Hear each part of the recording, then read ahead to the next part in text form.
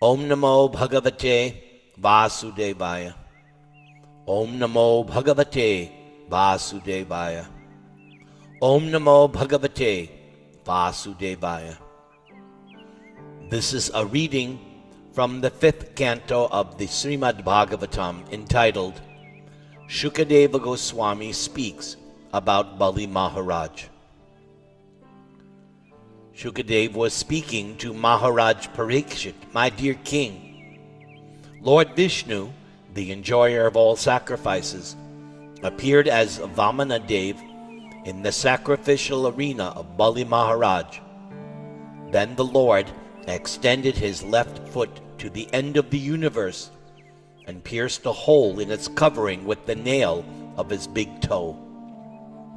Through that hole, the pure water of the causal ocean entered this universe as the Ganges River.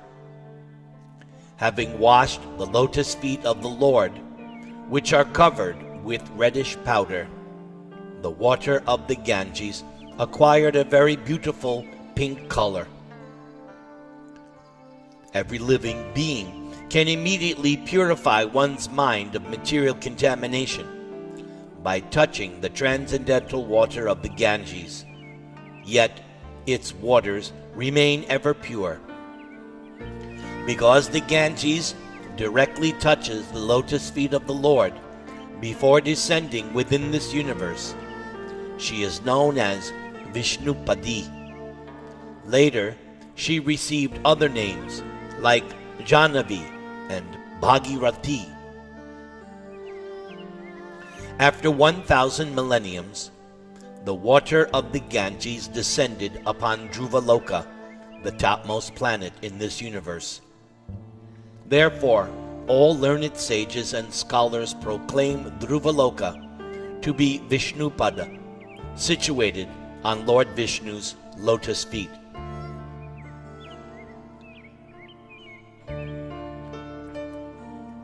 Shukadeva then said to King Parikshit, "Below the planet Vittala is another planet known as Sutala, where the great son of Maharaj Virochan, Bali Maharaj, who is celebrated as the most pious king, resides even now.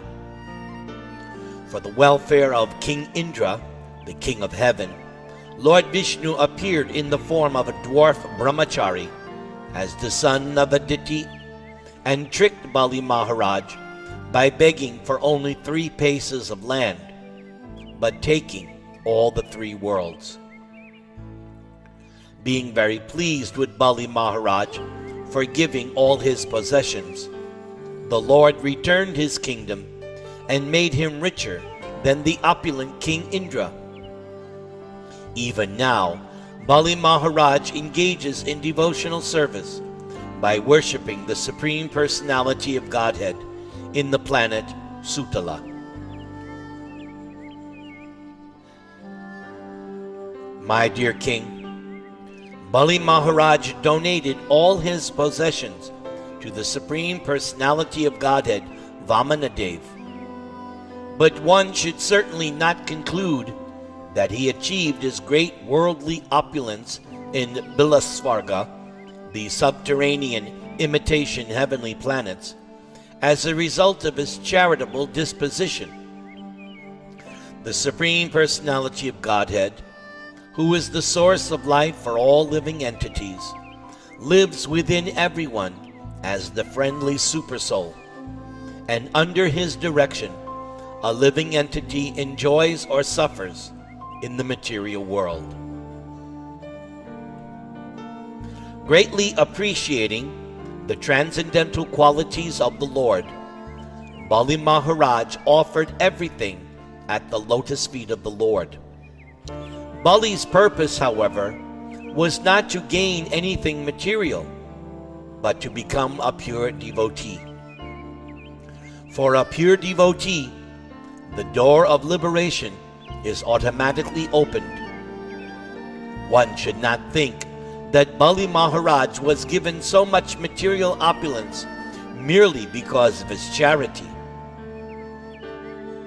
When one becomes a pure devotee in love, he or she may also be blessed with a good material position by the will of the Supreme Lord. However, one should not mistakenly think that the material opulence of a devotee is the result of his or her devotional service. The real result of devotional service is the awakening of pure love for the Supreme Personality of Godhead, which continues under all circumstances.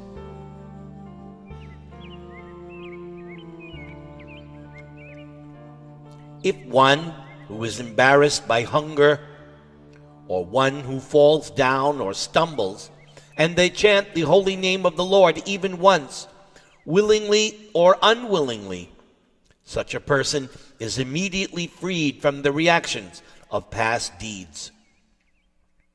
Karmis entangled in material activities face many difficulties in the practice of mystic yoga and other endeavors to achieve that same freedom. The Supreme Personality of Godhead, who is situated in everyone's heart as the Supersoul, sells himself to his devotees, such as Narada Muni. In other words, the Lord gives pure love to such devotees and gives himself to those who love him purely.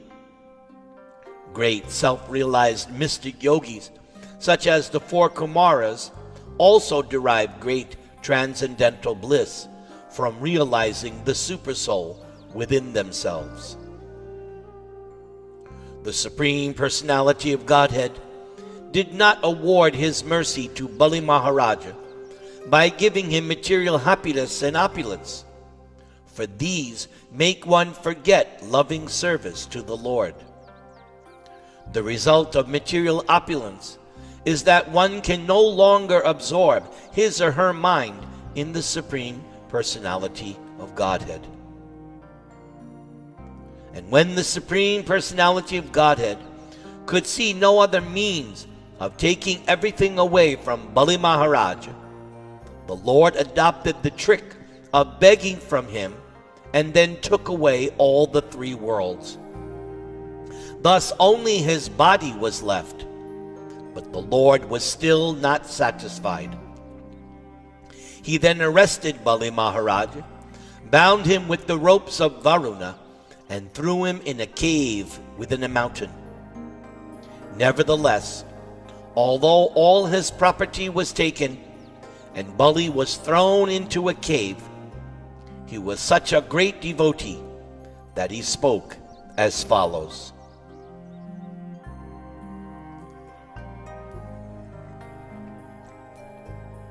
Alas, how pitiable it is for Indra, the king of heaven, that although he is very learned and powerful, and although he chose Brihaspati as his prime minister to instruct him, Indra is completely ignorant concerning spiritual advancement.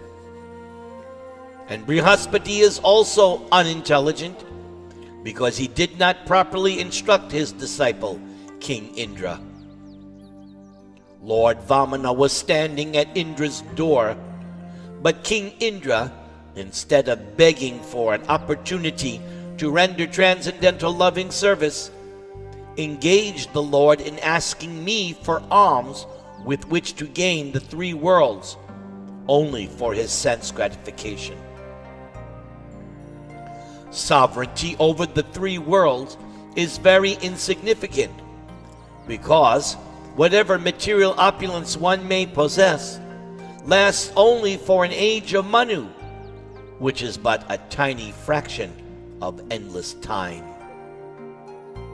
My grandfather, Prahlad Maharaj, was the only person who understood his own self-interest.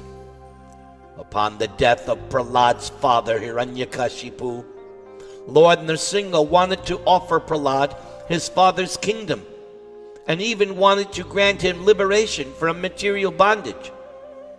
But Prahlad accepted neither. Liberation and material opulence, he thought, are obstacles to devotional service, and therefore such gifts from the Supreme Personality of Godhead are not his actual mercy. Consequently, instead of accepting the results of karma and jnana, Prahlad Maharaj simply begged the Lord for engagement in the servants of his servant.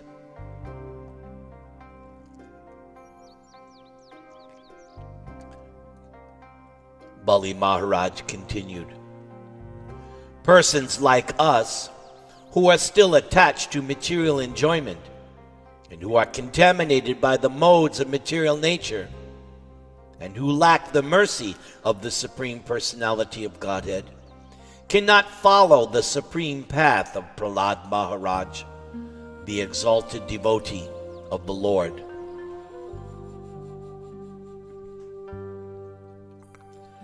Shukadeva Goswami continued to preach to Maharaj Parikshit. My dear king, how shall I glorify the character of Bali Maharaj? The Supreme Personality of Godhead, the Master of the three worlds, who is most compassionate to his own devotee, stands with club in hand at Bali Maharaj's door. When Ravan, the powerful demon, came to gain victory over Bali Maharaj, Vamana kicked him a distance of 80,000 miles with his big toe.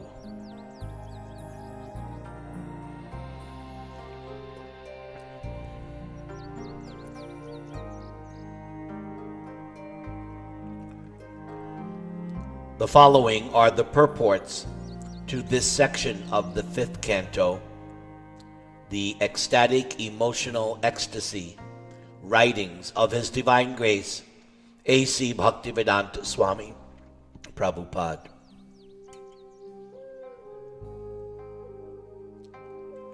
The Supreme Personality of Godhead is described as Uttama Shloka, or one who is worshipped by the best of selected Sanskrit verses.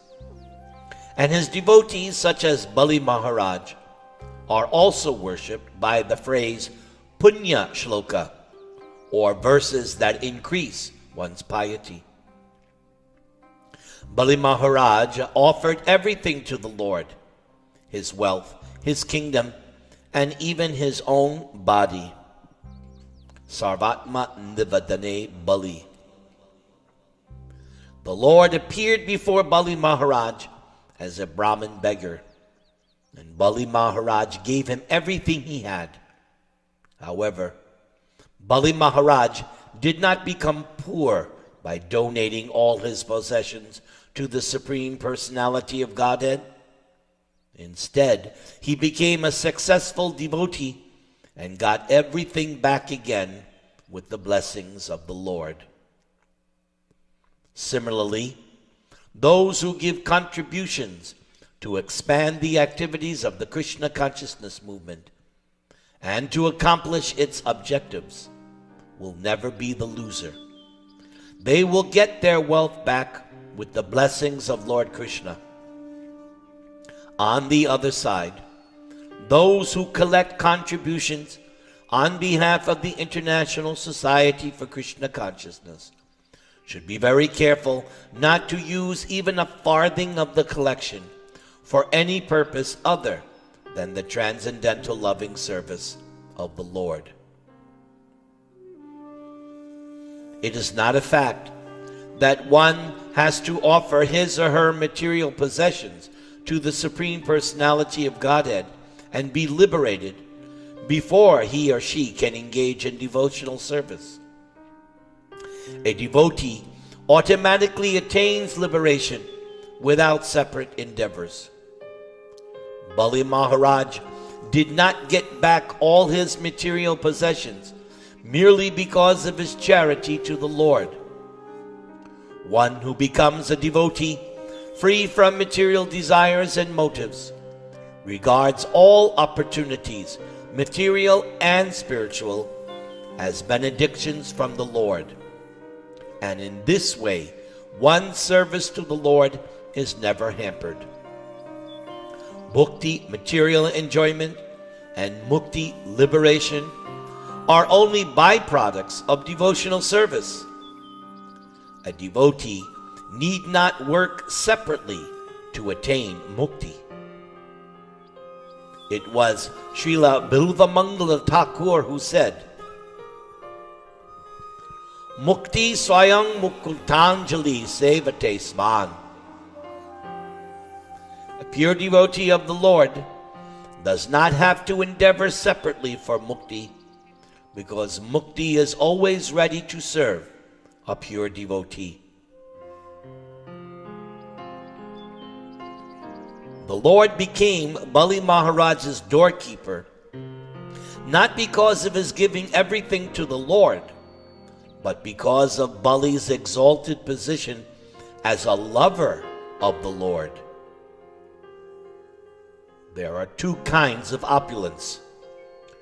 One, which results from karma, is material, whereas the other, spiritual.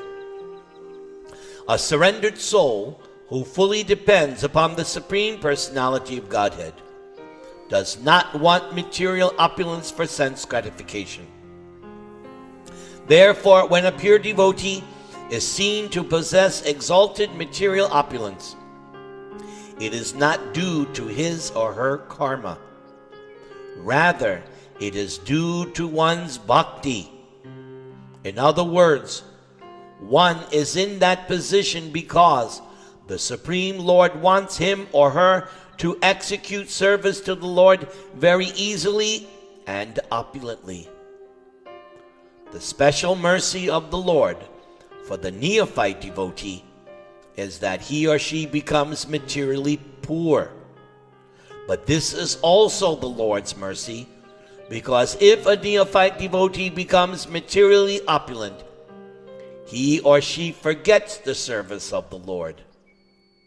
However, if an advanced devotee is favored by the Lord with opulence, it is not material opulence, but a spiritual opportunity. Material opulence offered to the demigods causes forgetfulness of the Lord. But opulence was given to Bali Maharaj for continuing service to the Lord, which was free from any touch of Maya.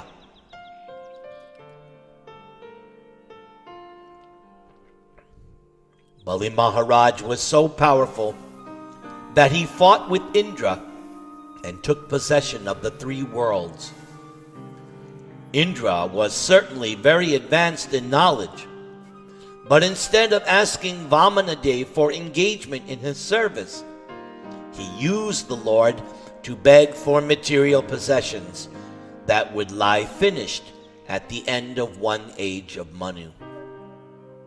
An age of Manu, which is the duration of Manu's life, is calculated to last 72 yugas. One yuga consists of 4,300,000 earth years, and therefore the duration of Manu's life is 309,600,000 earth years.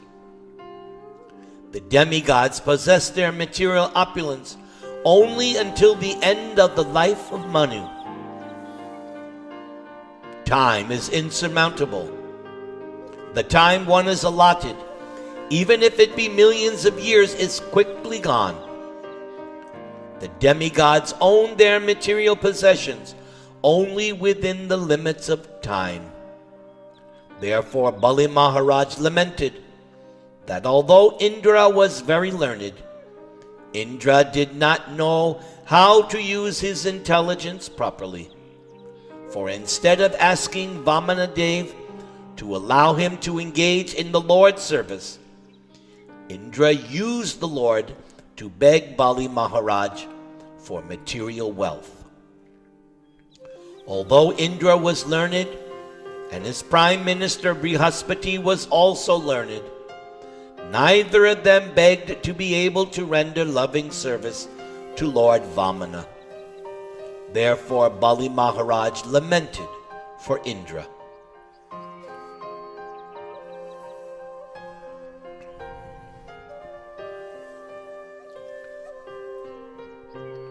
Sri Chaitanya Mahaprabhu has instructed, Gopi Bhartu Pada Kamalayor Dasa Dasanudas. An unalloyed devotee should consider him or herself a servant of the servant of the servant of the Supreme Lord. In Vaishnava philosophy, one should not even become a direct servant. Prahlad Maharaj was offered all the blessings of an opulent position in the material world and even the liberation of merging into Brahman. But Prahlad refused all of this. Prahlad simply wanted to engage in the service of the servant of the servant of the Lord. Therefore, Bali Maharaj said that because his grandfather Prahlad Maharaj had rejected the blessings of the Supreme Personality of Godhead in terms of material opulence and liberation from material bondage, Prahlad Maharaj truly understood his own self-interest.